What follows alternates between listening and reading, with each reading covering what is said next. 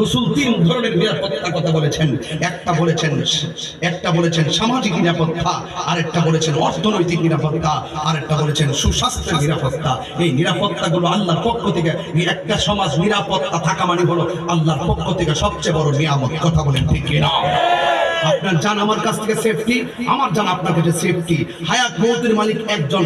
কেউ কাউকে দুনিয়ার কোনো লোভ লালসা কিংবা মুখে পড়ে হাতের মধ্যে অস্ত্র নিয়ে তাকে আঘাত করবেন না। মনে রাখবেন, কেউ যদি কাউকে মেরে ফেলে সেজন্য পৃথিবীর মানুষগুলোকে মেরে ফেললো। আজকে যখন আমি গাড়ির মধ্যে বসেছিলাম, দেখলাম যে একটা মুরব্বী দাঁড়িয়ে, এত বড় বড় পা গুলো বাঁধছে, গাড়ির গাল পর্যন্ত রশি দিয়ে বাইন্দা টানা দিছে, মুখটা বন্ধ করে পানির মধ্যে ফেলে দিয়েছে। ওই দুইটা রশির মাঝখান দিয়ে বাঁশ ঢুকাইয়া পানি থেকে তার লাশটা তুলতেছে। কিরে ভাই, কারণটা কি?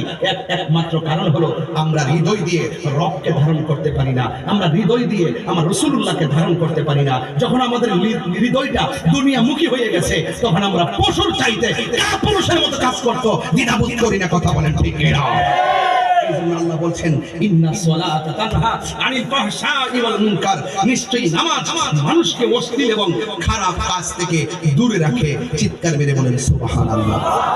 আল্লাহর হাবিবের কাছে যখন তিনি মুদ্রাগুলো নিয়ে এসেছেন, ঠিক ওই মুহূর্তে আয়েশা সিদ্দিকা রাদিয়াল্লাহু তাআলা আনহা বলতেছেন, আমার রাসূল আমাকে এত ভালোবাসেন, আমার রাসূল আমাকে এত ভালোবাসেন, আমার মনে হয় আমার রাসূল আমাকে সেই স্বর্ণ মুদ্রা, সেই মুদ্রাগুলো আমাকে দিয়ে দিবেন। কিন্তু রাসূল তো ইনসাফওয়ালা।